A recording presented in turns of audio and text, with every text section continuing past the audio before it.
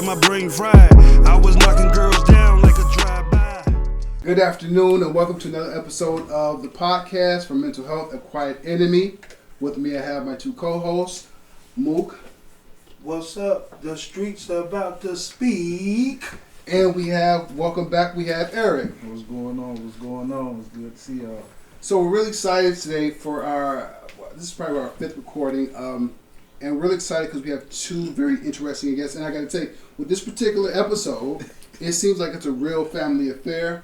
Here we have CP and Tommy, and all of the folks aside of myself are cousins, are related, and what? No, go ahead.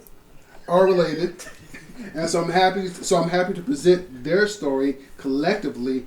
I think that's a unique. It's a unique thing where we have an opportunity to talk about mental health in the form of trauma, loss, bereavement, what have you, and to see not only how an individual processes loss or bereavement or mental health, but how a family processes those things and how they can be support for one another. So I'm really, really excited about what this episode is going to turn out to be and some of the things we can learn from this family in terms of their mental health and their resiliency.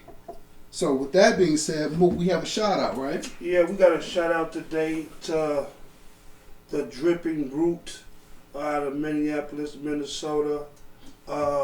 It's called Nipsey Drip. Nipsey Drip is tribute to the late great Nipsey Hussle. I can't wait to try it. Like I said, the Dripping Root. Try it. Is that a flavor? Yeah. It's a Nipsey drip. Nip drip. A nip drip. Yeah. All right, thanks for the shout out, Mook. So let's just get right into it. So we are our special guest today. Again, you guys familiar with Eric, familiar with Mook, and their cousins. We have Tommy and CP. Thank you for being on the show. We really appreciate it. Great. I want to just kind of get the floor to you guys and just kind of tell us your story about mental health. I'm in the streets a lot, so that PTSD that's real to me. I don't like fireworks. I don't like sitting at a red light. I don't like being in no gas station. A lot of that play a part. Now, why is that? What about those things sort of bother you? I've seen a lot happen with other people in those same situations. Somebody sitting at a light. Some fireworks sound like gunshots to me. Yeah. I don't like hearing them at all, especially when it ain't the 4th or Juneteenth. I don't want to hear them. Mm-hmm. But on July 4th, it's okay. You saying? It's still like you can expect it. Yeah. I'm still flinch. Yeah. I don't want to hear it. I got you. Now you guys are cousins, Tommy, right? Yeah. Same box, you know what I'm saying? But I feel the same way, like, regarding, like, those instances, because it's like, even I've been in situations personally that had me thinking, like, I can't move like I moved that day. You feel me? And I refuse to put myself in that same situation. So I try to take, like, certain precautions, you know what I'm saying? It's like, it gets to the point where I even be nervous to move a certain way with my kids, you know what I'm saying? Like, it just be a lot, and location is everything with me, and I have time. I want to ride with my kids. You know what I'm saying? That's what I'm saying. That's real. Like, I don't even want to, to eliminate that problem, because, you know what I'm saying, that really came in, like, 2016 for me, like, after I had lost a close friend of mine named Kareem Humphrey, whatever.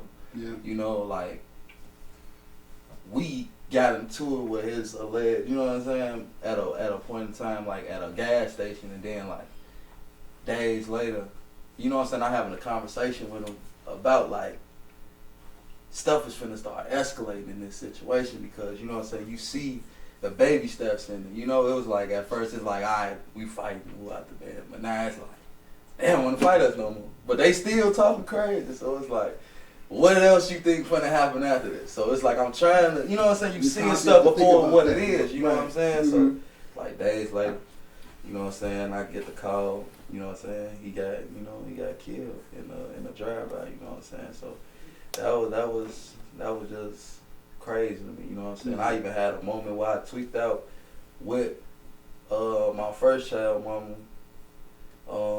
I had my daughter in the back. His child's mother, you know what I'm saying? This is after he had passed, and then I had a homie of mine, you know what I'm saying? The cop pulled up on the side of me, I'm willing to crash out, like I'm finna just. Cause I'm thinking like it's a van that pull up on the side of me and they acting weird, it's slightly tinted and I see individuals in it and I'm in the area where it's like this could potentially go down. So it's like, I'm at a point where it's like, I'm finna do what I gotta do before something happens to me. And it was a police? Nah, it wasn't no police officer. It was, I don't know who it was. So now you just paranoid? Yeah, like it gave me like paranoia, like for real. You like, ain't too paranoid, but you sit up there smiling. Cause I mean, at the end of the day, I don't let my situations or like, cause at the same time, it took me a minute to really like. I'm still learning to take control of my anxiety. Yeah, you know what I'm saying, because it made me not want to do nothing no more. I don't want to be boxed in the crib. Feel like I can't tell my girl I don't want to go ahead. Like that's probably irritating for her. You know what I'm saying? You don't want to go nowhere because you got some, you know what I'm saying? Like, she don't understand none of that. You know what I'm saying? Like, dude, I get you going what you going to do, but I still want to go out. Chris, do you think you deal with anxiety? Yeah. How do you deal with it? I deal with it. Keep the love around me. A lot of people keep it off my mind. But before, when it first happened to my little brother, I picture it every day over and over. Like, what was it, 3 years ago? Yeah. 3 years ago. What exactly happened with your little brother? We had a party for my little brother that's younger than him, a birthday party. And he was walking in and somebody did a walk up, shot him 6 times. At this party? Yeah, right outside the party. Wow. And that was 6 years ago? 3 3 years ago. But I don't want to say it's my fault, but I feel like that like you said, the location thing. It was a party before that got canceled, so I sent the location openly on Facebook everywhere, and that could have got to anybody. You know what I'm saying? And regarding that too, he inboxed my old Facebook page the night before that, like slide to the party. So that like once I got that call, that you know what I'm saying, like that broke me down instantly. Like, do you feel a guilt trip because I know when my little brother got killed, even though I wasn't there, I still felt guilty as hell. You know what I'm saying? I looked at it like it was my fault. I didn't want to face my mama. I think it took me like 2 days, 2 or 3 days to even talk to my mama. I remember he was, I was like 5, about 6. 5, 6. You didn't even want to commit. Well, when you seen me, I remember you held me for a long time and you were just crying. And, you know, I never seen you so masculine all the time. I never seen you cry. You know what I'm saying? Probably Let that shit go. probably the pills too. I was popping. Yeah, we know you, Professor. Because I had about like 20. Hey, no, at the time, I almost ate a Flintstone vitamin. no, at the time, I'll never forget, man. Because you know when you get, you know, I got a phone call. So you get this phone call, and in your mind, you blocking off all negative thoughts. Oh, he alright, he alright, he alright. And then when you see him laying there, man, it just, you know, and I dealt with, I think that part of my life was the darkest moment for me, or one of them, and my only outlet was drugs and alcohol, you know, and it was I was mentally abusing myself, and you know what I'm saying, mentally and physically and emotionally abusing myself, on top of the things that I already didn't even know I was dealing with until now. You know what I'm saying? Yeah. So, so let me ask you a question about that. And actually, for both of you, have lost your younger siblings, which I'm very sorry to hear about. And both of you said something about taking on a guilt because of it. Could you explain more about that? Like taking on that feeling of guilt. I feel like I'm the oldest of 4 boys. Yeah. So I feel like I'm their protector. You know, it still don't seem real to me to this day. It's new every day to me. Like I can still see. I didn't accept it until I went to the morgue, and that was like 3-4 days after that. I just still couldn't believe it. But I feel like if I didn't do this or do that, this wouldn't happen. Right. You know. So how you deal with it, man? Me personally, I'm a strong believer in signs and symbols. When my little brother got killed that night, I had stopped at the liquor store, and I on 83rd and Host. I went behind the liquor store to use the washroom, and then I just seen an open Bible right there with a train track nail. Now, prior to that, when I first get the phone call, a friend of mine called me, told me my little brother got shot. I'm walking down the steps. So before I'm walking down the steps, I looked at this. I had got a T-shirt from this guy named Macy who was selling T-shirts at the time. So on the T-shirt it said "Driven," and it had Jesus' blood on it, and it had a scripture on it. So once I sat back and can put all these, Signs and symbols. signs and symbols, then I just look at it like, man, the Creator is just awesome, man. Sometimes it's playing the way He wanted to play out. You know what I'm saying? But did you feel that way at that time? That's No. It took you a while to Yeah, get there, right? it took me a while to get there, but that's how I'm able to deal with it. You know what I'm saying? When I think about them, it's not I miss them, but like I said, when you look at God's plan and what transpired that night, my mother getting up out the bed, telling him, Joe, yeah, you gonna know. I think people know when they gonna die. I'm like, Mama, why you saying that? You know what I'm saying? So these are the things, you know what I'm saying, that you could just like, man, the Creator's, is gonna play out the way it play out. The only thing you can do when it's over with, you gotta rewind the movie, and then you gotta pay attention to the details. So it's easier for me. And then time, it's still fresh for him. So I think over time he'll learn how to deal with it. You know what I'm saying? And, yeah. What would be, as family, because we lost your little brother in 2002, correct? Yes.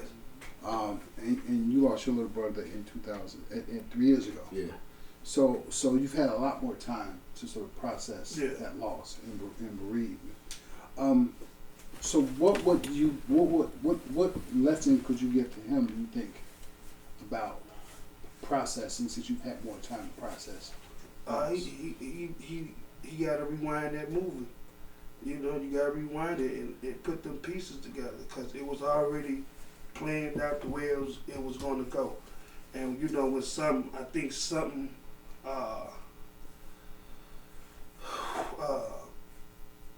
What's the word I'm looking for? With something so detailed like that, and you be like, damn, this is why this. It's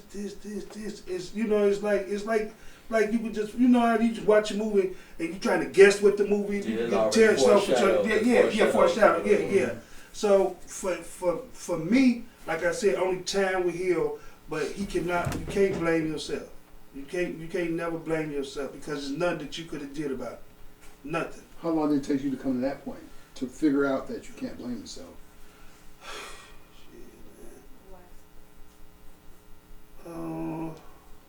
I think once I moved to Minnesota and got a clear mind about a lot of things.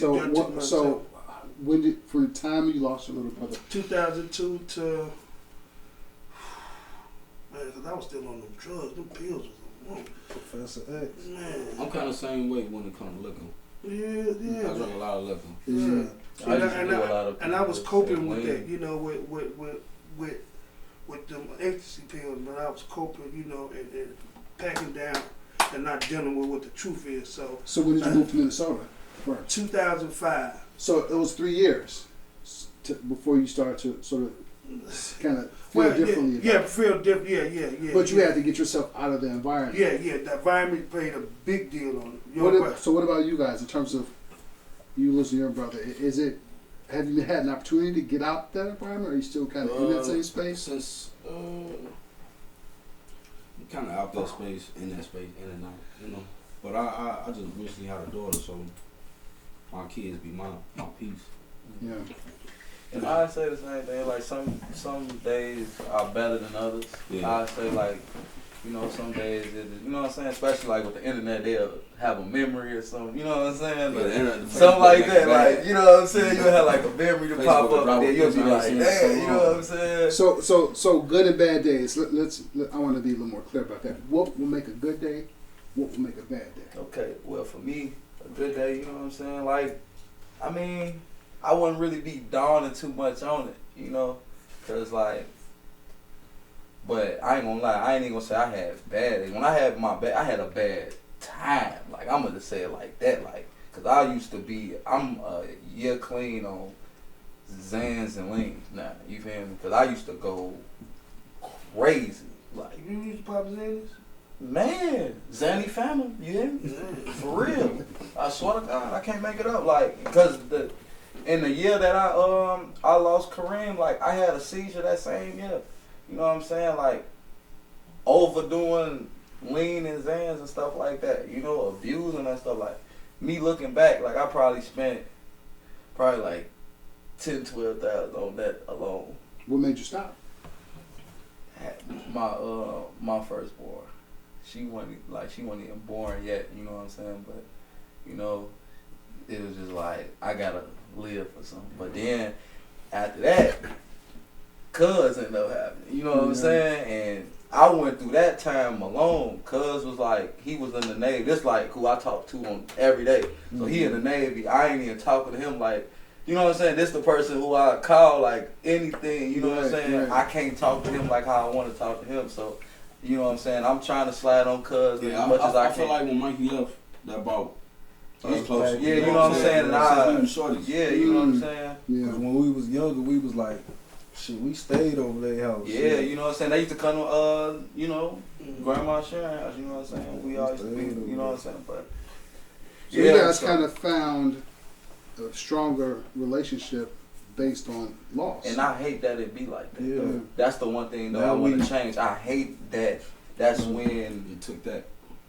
yeah, you know what I'm saying? Like, that's when our family come together. Like, That's for anybody. Every time I it's a wouldn't loss. say anybody because Every- what we normalize, you could say that to somebody else. They don't feel like that's normal. No, So I wouldn't necessarily say that. no. What I was saying In is the that black community, maybe. yeah, that's what I said. When it's sometimes loss bring people together closer. Sometimes it brings people closer temporary. You know what I'm saying? Just for that moment. You know what I'm saying? And once that moment go, is whoever's dealing with that trauma, they back on dealing with it alone. So you know. But for them, it was different, right? Yeah. I think you guys are saying it kind of strengthened your relationship. Yeah. Yeah, because Moving forward. Yeah. Yeah. Right. Now we kick it, you know, every so often, We all everybody grown adults. and got We their own grown, stuff everybody got going their own on, kids, but we kick it now, and I love yeah, that we shit, definitely man. try. The love is still there. It's all genuine. It's no, morals behind it or anything like that. We just kick it. That's a beautiful thing. Yeah. And then, like, I had a question as far as y'all dealing with it. Like, how do you deal with trusting people since that incident? I don't trust nobody. Exactly. I don't put nothing past nobody. Nobody, right? Can I elaborate on that? Go ahead. Okay, because you just said you had a daughter, correct? Yeah. And a family. So does that thought about trust apply to even your closest family, your children, when you say you don't trust nobody? What do you I mean? trust my family more than anybody else because that's my family. I'm gonna accept them, have where they coming. Does that mean trust though? Yeah. Okay. I'm gonna trust them a little more. So you mean trust outside of certain? On the street. Yeah. You see what I'm saying? Because it's important because A lot dealing of- with trauma and loss, you need trust to heal. Yeah. You need to trust that someone's going to be there for you, that sort of thing. So that's why I'm trying to make sure I understand. hear a lot of people say, I can't even trust my own family, but my family ain't like that though. Okay. Yeah, but you got some motherfuckers that's like we just not had our first heated but it was that moment and it was just that. You know what I'm saying? It wasn't nothing that I'm used to ever having with you, but it was some words was exchanged and then that was that. But some people Shit, man, you got some slick ass people in your family, man. I'm talking about motherfucking that will put their teeth in your neck. Yeah. Especially That's Hey, why man, I only can trust they to do a certain that, extent. that's gonna be their last time doing it. I'm Yeah. gonna only give them that chance. To Yeah. do it. That's why I said I only can Got trust that chance. everybody to a certain extent. That is how I feel. Like, I To don't know. everybody to a certain That's extent. just how I feel. I only can trust people to a certain extent. I Like, don't know. do you have people in your family like That what? that you probably don't trust? I mean, not your immediate, but I'm saying though, like a cousin, you like, yeah, I can't fuck with cousin Rocklock because he schmuck leak weed, cousin Schlock schlick schlick. Anyway, I consider there are probably some people that I'm neutral about the idea of trust, but then there's definitely people in my family I trust implicitly, Yeah. like without Yeah, like it's question. like some people like I trust, like they wouldn't hurt me, but I probably couldn't leave some money around them, or I wouldn't go So into trust in business certain with them. ways. But is I there only can trust anybody you to a you certain can extent. trust completely? Yeah, that's what We all in the black community we always talk about levels of trust Yeah. because I always talk to people when I talk to people about trust. It seems to be two types of people in the world when it comes to trust. There are those who I trust you till you do something wrong to me, and you have to. The other side is you have to earn. But Yeah. nah, there's a Your flip trust. side to this though, and it's how I approach anybody, family, friends, female. If you acting a certain way towards somebody else, I don't feel like I'm special enough. You feel me? For you to like, this is all I'm just saying. Oh, let me just chalk it up as this. Like, Stop smiling so bad. I can't help it, nigga. Teeth. Right?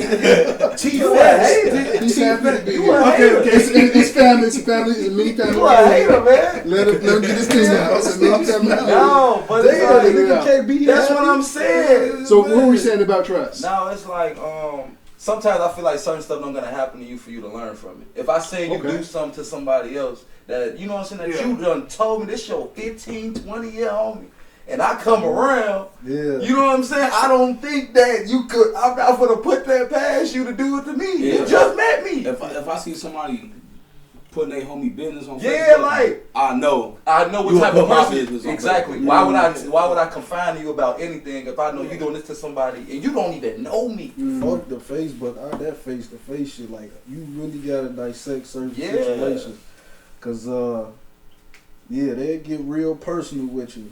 They tell you about this person front and back. Be like, damn, this your homie, right? Y'all, every time I see you, you with him. Yeah. Let me ask you a question about trust in a broader way, not a very specific way. In terms of loss, Okay.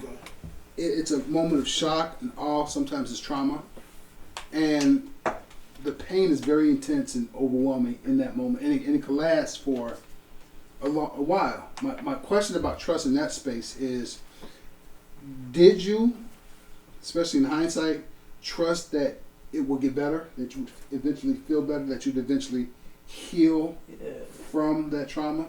Did you trust that? I don't think when you're in it and it's still a shell shock to you, I think you you in a pensive mode, you know, sadness, you know what I'm saying, and it's like it's on your mind like a hamster wheel. You know what I'm saying? So like I said, I think over time, you know what I'm saying, does that, but when you in that moment, man, it's just hard, man. It was hard. It was very hard. But here's the thing: the reason why I'm asking about, do you trust if it'll get better, that you will get better, that you will feel a certain way, maybe more, have some sense of optimism or closure, what have you? Is because some people let trauma or something real bad that happened to them define them. That's their new. That's who they become. Yeah. And they never get past that. Yeah. So that's what I'm asking about you guys. How do you move on and trust that the future, for some odd reason, will be better? Go ahead, Chris. I kind of go off Mook. We dealt with the same thing. Mook my cousin, but he always been like my uncle. You know what I'm saying? I seen him become a better man after that. I haven't seen it yet, but okay. You said you ain't seen it. Yeah, I'm in the process though. Don't trust him.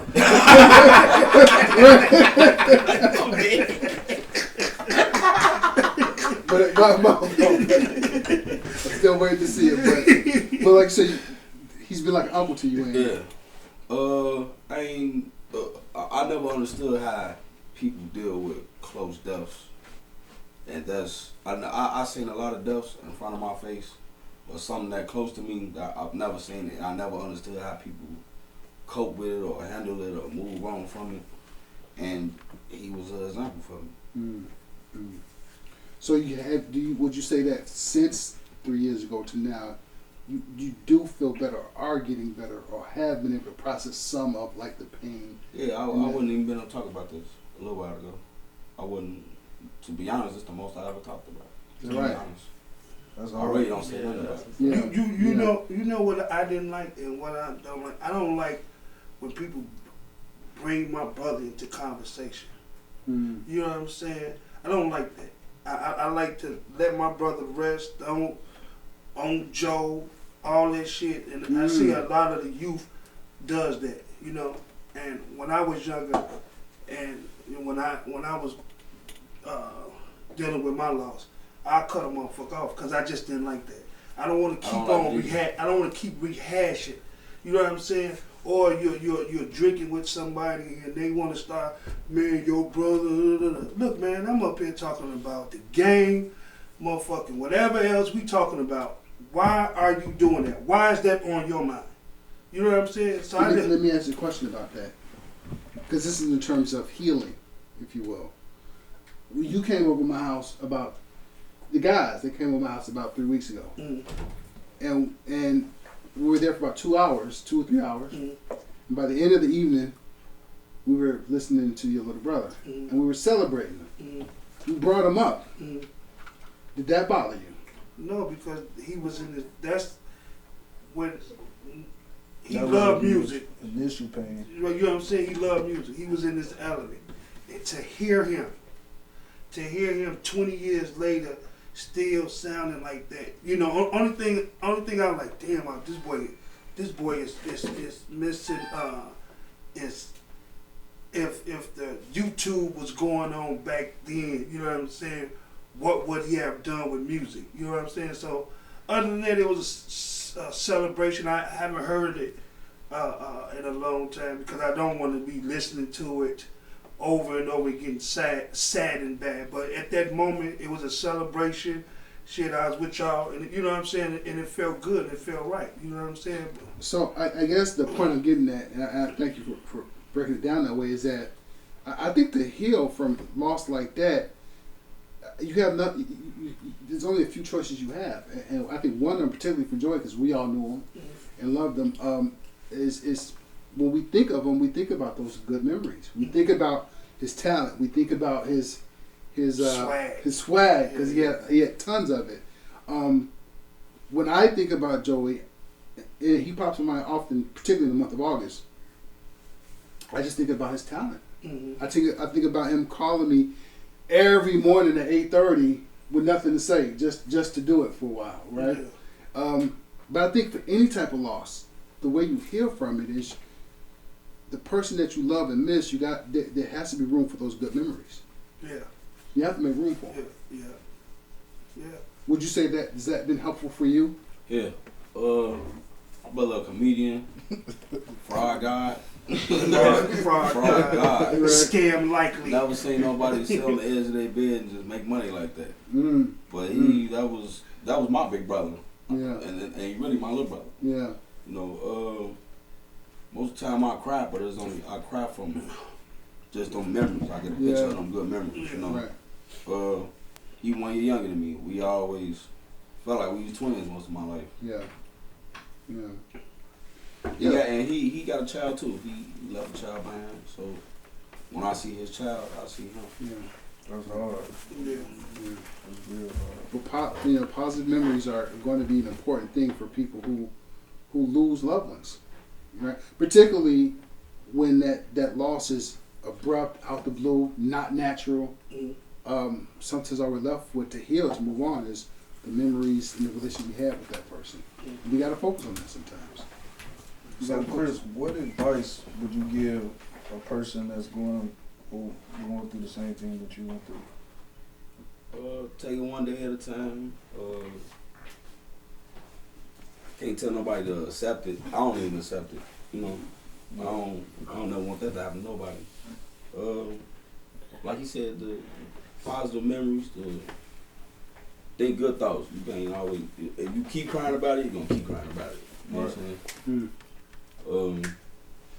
I go to the cemetery, crack my jokes. I feel like I'm talking to myself, but Yeah. Tell me about you. What was the question again? What would be the advice you would give to people out there who's probably suffering some of the same things you've gone through? Pretty much, I'm gonna just piggyback on what he said. Pretty much taking it one day at a time. And like, yeah, really using the word accept it is kind of crazy because it's kind of hard to accept it. But I'm gonna just say try to take control of your situation. You know what I'm saying? Because at the end of the day, you don't want to let time pass you by and all you did was grieve after that and think about it that your loved one didn't want to see you. You know what I'm saying? Just grieving the entire time and not progressing and, you know what I'm saying, not being the best version of yourself that you can be. Yeah. You know what I'm saying? And not be stuck in the time frame of that when they left. You see what I'm saying? Because some people they might be 38, 35, but they still stuck in 2007. You see what I'm saying? Got the mind frame of they Big ass stuck. pants on. You see exactly. Big man, see what I'm saying? Yo baby shirts. Hey, Yeah, I'm gonna just say that. I want to say thank both of y'all, man. It's been good to talk to y'all. I'm glad we can, heal together and learn and heal together. I'd like to thank you too, Frank Lavish. Anyway. I also like to thank y'all personally, because we don't get a lot from the youth. So for you cuz to come up here and speak, I really appreciate that because they got to really hear from the trenches. Yeah. Like people that's in it every day. You in this shit. So it's like this is important for the podcast. This is who we want to reach. You know what I'm saying? All ages. It's not just for 40-year-olds, 30-year-olds. No, I'm talking about 14. Yeah. You know what I'm saying? Mental health is important. That shit killing the youth. Yeah, Nobody that shit talking matter. about this shit. So it's like we gotta start bringing this shit to the light. And I appreciate you, cuz, for also coming in and putting your perspective on, mental health as well. Like, Sure. man, this shit is not a game, and we gonna bring it to the light. And thank you, cuz. So I appreciate y'all having me and giving me the opportunity to open myself up about my situation. Yeah. well, good to have y'all, man. We finna get in tune right now to the doctor's corner. We gonna let Dre close us out. This was a fascinating, real, I think, conversation about family, love, loss, bereavement, and I think there's a lot to be taken from this particular conversation. I think one of the things that is really important is that, to heal through trauma and loss, family is important. Having a support system is important. I think it's also important to understand that it's a process. It's not going to happen overnight. And I think one of the things that you were sort of speaking to that I think was really important to point out is it takes courage and strength and resiliency to heal from loss, especially tragic loss that's unexpected and sort of, out the blue. But the reality of it is we have to, because what happens if we don't is we become that loss. We become, when you lose someone, and if you choose to never live past that day, then that's where you stop growing. Damn. Right? That's where you stop growing. That's where you stop becoming. That's where you stop allowing yourself to reach your own potential, because you can't get past that loss, and life does go on. And while that may sound a little bit harsh, if you will, it's the reality of what we live in, right? So our choice is we have to heal. We have to open up. We have to trust. We have to communicate. We have to talk to somebody when we're dealing with this pain, because we can't let the pain or the trauma become our identity, become our label, right? Because that's where you get stuck in the past. And for people who thrive in life, is because they have a present orientation that focus on what's going on in front of them and with them now, and they have a future orientation.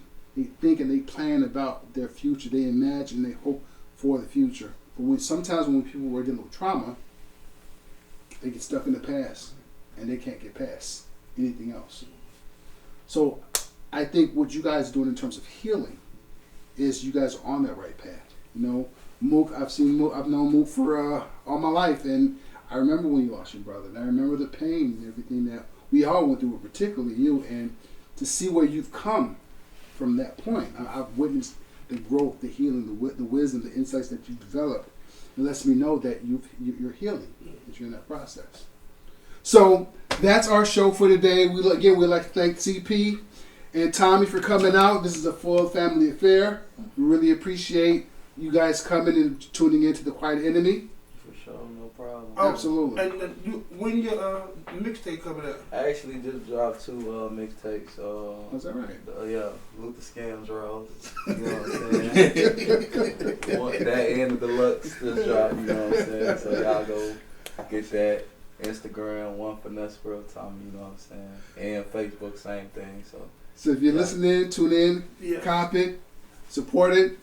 Thank you again for tuning in to another episode of The Quiet Enemy. So. Yep. I'm thinking about the day that my brother died, and all them tears that my mama cried, and all them drugs had my brain fried. I was knocking girls